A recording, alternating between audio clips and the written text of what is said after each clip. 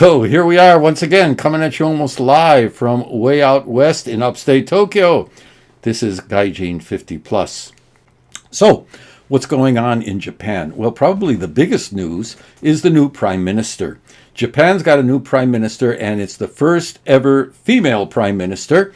And she got in there and she appointed a finance minister, female finance minister, the first ever in the history of Japan. And she also appointed another minister for a position. Well, it's actually for multiple positions, but one of the positions that this new minister was assigned to is a totally new ministerial post, and that is to take care of the foreigner situation in Japan. I don't know if everybody knows about this, but there is a foreigner situation in Japan. It's not as bad as it is in the United States or Europe yet, but it's getting to the point where the populace of Japan is becoming aware of the increase in the number of foreigners. And as in every sector of society, not just among foreigners, there are some bad actors in that sector. And since they are a foreign contingent, they stand out more than they would if they were like Japanese or something like that. So there's a lot of foreigner news coming out and foreigner bad-mouthing that's going on among the Japanese, and some of it with, for good reason. The problem is that Japanese people tend to say foreigner for everybody. I'm a foreigner too, but I've lived here for so long, and I contribute to the Japanese society, and I help to put the Japanese society forward. So I don't think I should be included in this group of bad acting foreigners. I pay my taxes. I do everything above board. But like I said, some bad actors are out there, so all the foreigners get painted with the same brush. And then one of the problems is that in the past, Japan had this thing that they used to call gaijin complex or foreigner complex. And that is your daily, everyday Japanese person felt a little bit hesitant to come up against a foreigner or to challenge a foreigner, even when they're doing wrong. Even the police would kind of like back off sometimes. Among us foreigners who are living here, we used to refer to something called the gaijin license. And that means that as a gaijin, you're able to get away with things that you would normally not be able to get away with if you were Japanese. And one of the ways that people would do that is if, say that you were doing something wrong or even speeding or something like that, and the policeman comes up and says, give me your license, or what are you doing, or what's your name? The easiest thing to do was, well, I don't know what you're talking about. Start blathering away in some foreign tongue, and the police would say, oh, geez, what did I get myself into? And tend to say, okay, just to go away and quit doing what you're doing. So some foreigners took advantage of this, and even as far as train tickets or sitting in a train seat where they're not supposed to be sitting in and things like that. And then when the conductor would come up and say something to them, they would say, hey, I don't know, it's okay if I do this in California. And that kind of creates a bad image among the Japanese people. Understandably, totally understandably. The problem is this. Japan's population is shrinking. Everybody knows that. And so now the question is, what shall we do about that? And so there is one segment of the Japanese government and the Japanese thinkers and elite who believe that, well, we've not enough Japanese people, so we have to import foreigners to do certain chores and to take care of the old folks and things like that. Rather than trying to restructure the society in order to fill these positions, they take the easy way out, which is import foreigners. Is this good? Is this bad? I won't get into it here. But as I saw there was one YouTube video that I saw. There were some British guys sitting around together. and they were talking about the foreign problem. And as we know, in the UK, there are all kinds of things going on over there. And so these guys were looking at a video from Japan. And in this video of Japan, there was a group of foreigners, and I won't pussyfoot around, I'll tell you, they were Kurds. And there are a lot of Kurds in one area of Tokyo. And the Kurds were celebrating some Kurdish festival. And they were doing dancing and food, and, everybody was having a good time, and which is great. It was just fine, beautiful. It was wonderful. They looked happy. But a lot of Japanese people are kind of like becoming uncomfortable about things like this, because is it changing Japanese society? Instead of incorporating themselves into the Japanese way and the Japanese society, these foreigners are importing a different culture and a different society, which can destroy Japanese society. Some people think, some people say. If you have something to say about that, put it in the comments down below. I think everybody will be glad to hear about it. But anyway, these British guys are sitting there, and this was like a month ago or something. And these British guys were sitting there, and when they went back to them, these Brits are sitting there with their jaws hanging open. And one guy said, "Japan, what are you doing? Can't you see what's going on in the UK right now? If you import, it's not foreigners, but import these cultures, and have them develop and take a position in your culture starts to become at risk." And they were really, really talking down on Japan for doing this kind of thing, when there are so many examples of how bad it can go in other countries. And I have always thought, and I still believe, that basically Japanese people, the general population, is very, very conservative. And they don't like change that much. They like things to be the way they are in Japan. They don't like it when foreigners come in and start telling them how to do things. And so I saw when the United States and Europe were wholeheartedly importing refugees and foreigners to do work or to escape from their own countries, along with these people coming in and trying to establish enclaves of their own little social order and culture in another country, as they have done. And Japan sort of like stepped back from that. And it didn't do that at first. And a lot of people complained about that. And they said, "Hey, Japan, what are you doing?" Just like, the opposite of what these other guys were saying. "Don't you know that the trend in the world is globalism? And imagine there are no countries." Somebody listened to John Lennon and said, "Hey, that sounds good. I think I'll make a world global policy from that." But anyway, Japan sort of like stepped back, like it always does, and watched what's going on everywhere else when a policy is implemented, and then they implement it in their own country, and they avoid a lot of the problems and pains and missteps that sometimes happen. So I thought that's what they were doing. But then this crew that just got kicked out of office, this Ishiba guy, when he came in, he is 100% globalist.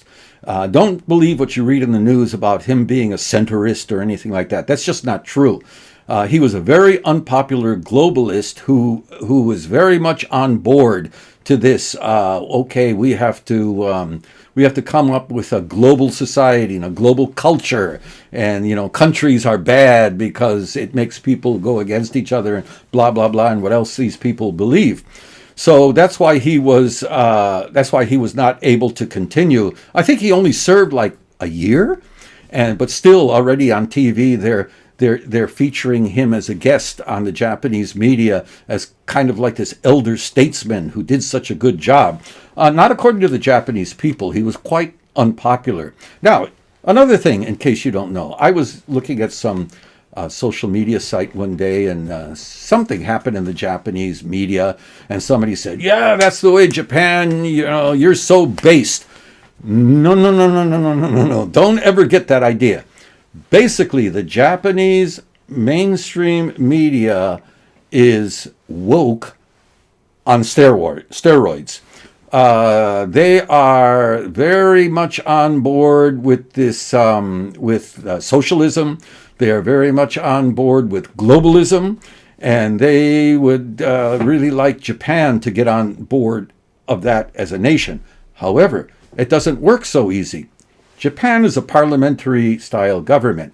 So you would think that once a parliamentary government gets in power, they have a lot of leeway to pretty much do what they want, and they don't have to worry about getting kicked out of office. But in Japan, it's really interesting. Maybe it's the same everywhere else. I don't know, but I live in Japan. So I'll tell you what it's like here. Sometimes the government or government bodies will start going in a certain direction. And if enough regular people become upset, and if the backlash bubbles up high enough and strong enough and intensely enough, the government will back off from it. One recent example of that, again, it has to do with immigration. Somebody in some organization, I think it's called JICA, J-I-C-A, Japan Investment something Association. I'll put the link to the association down in my show notes.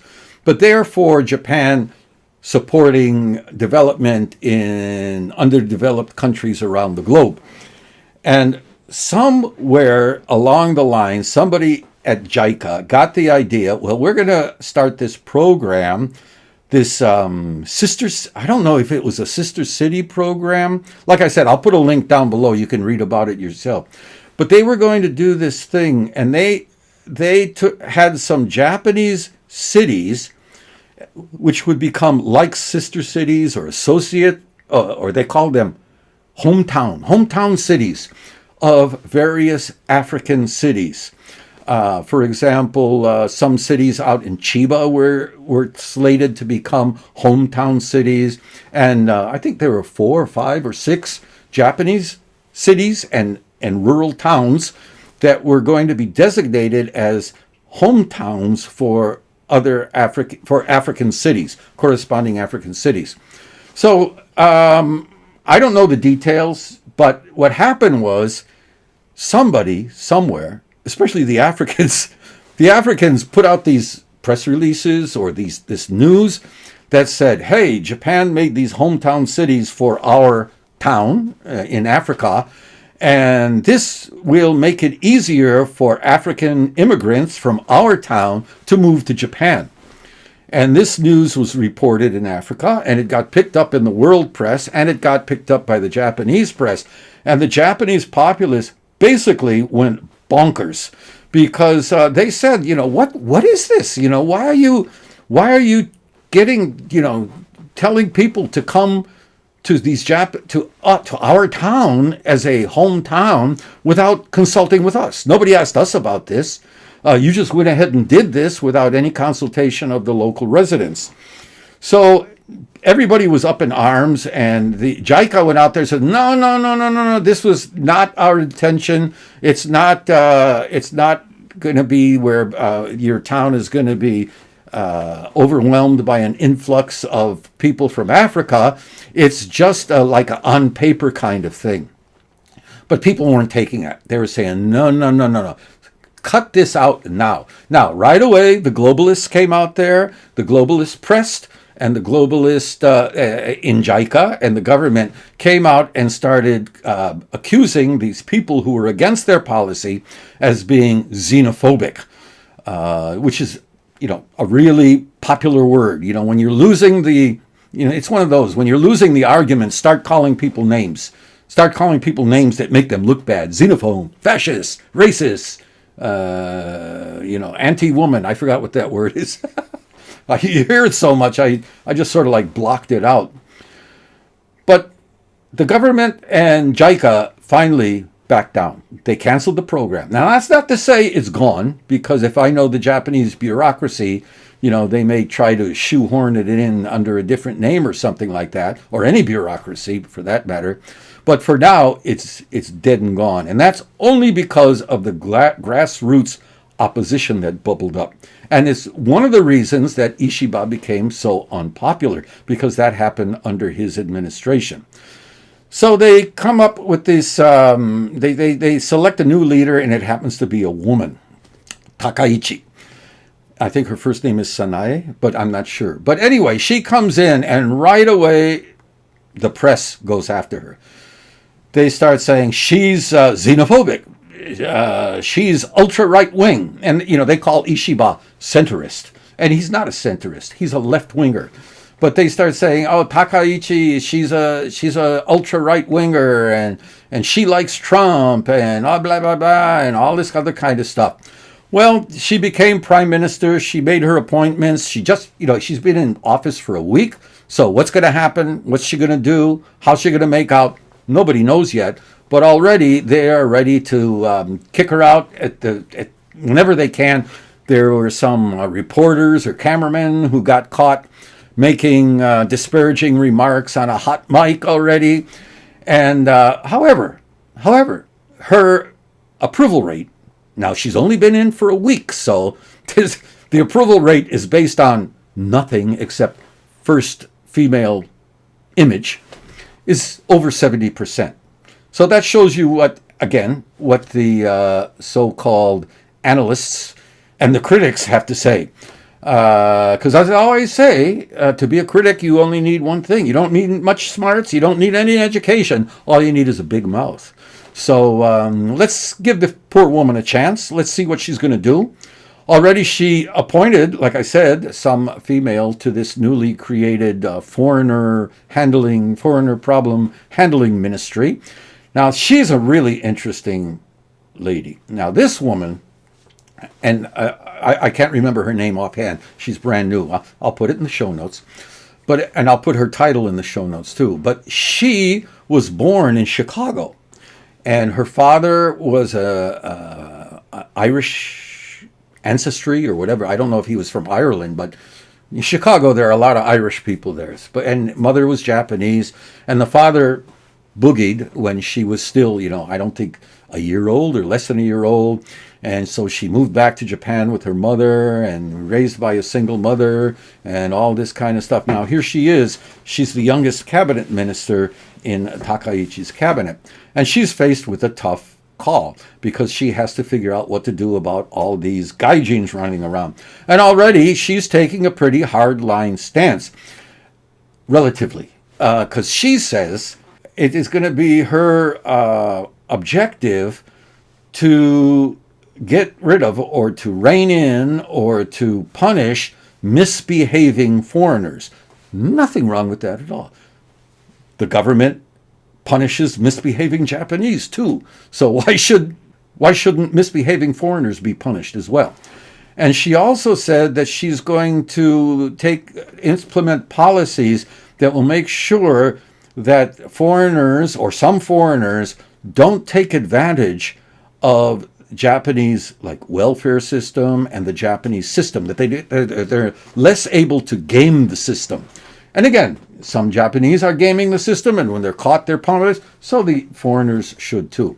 I was at work the other day, and somebody said, "Oh, I'm so worried about her because she said foreigners can't have access to the COVID shots," or something like that. And I checked that out, looked around for some information. That's bogus information. It's already, hearsay, untrue hearsay, fake news that's going around about this poor woman.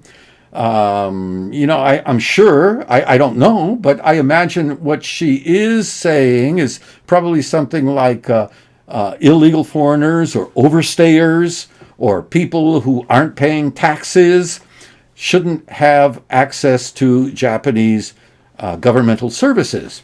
So also Japanese has a national health system. Some foreigners are not paying into it, and yet they have access to the Japanese health system somehow, I think. I'm not sure about that either.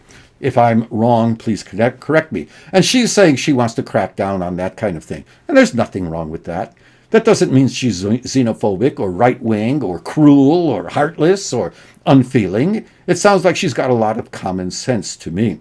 But we'll see. Like I said, they've only been in power or only been in office for a week here. So I think they have their next week is pretty full because our friend and commander Donald Trump will be showing up here and he will meet Takaichi. No doubt they will get along together. I will say that. Takaichi is a protege of Abe and Shintaro Abe.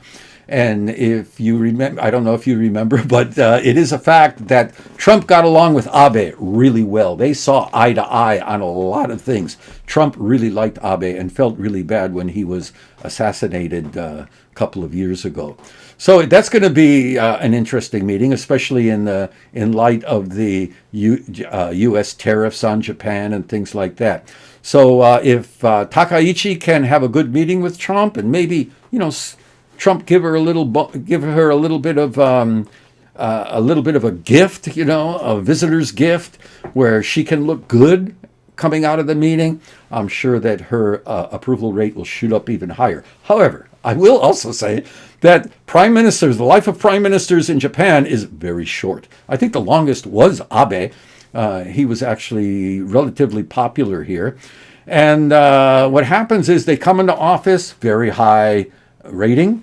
And then it goes, something happens, it goes, and they start looking for another prime minister. But I hope for the best for any incoming prime minister. I hope they do the right thing. I hope they help out the little man. I hope they consider doing away with the consumption tax, which is a real pain in the neck. And I hope that they learn how to deal with some of their neighbors across the ponds in the direction of Asia. Wow, I guess I can do pretty good without a script. So that's it for today. If you like this kind of episode, let me know, and I'll do more, and I'll do some more often. If you hate it, let me know, and I'll stop doing it. And next week, we'll try to do a more formalized report. And so have a good week. And like I said, I'll go on break next week, which will give me more time to do something that's a little bit more polished. But until then, I hope you continue coming around. If you're not subscribed, please subscribe. We don't have that many subscribers, and it breaks my heart. I'm not a young guy. I don't have, 10 or 20 years to wait around for the channel to blossom. So anything you can do to help me out would be greatly appreciated. So until then, we'll see you the next time.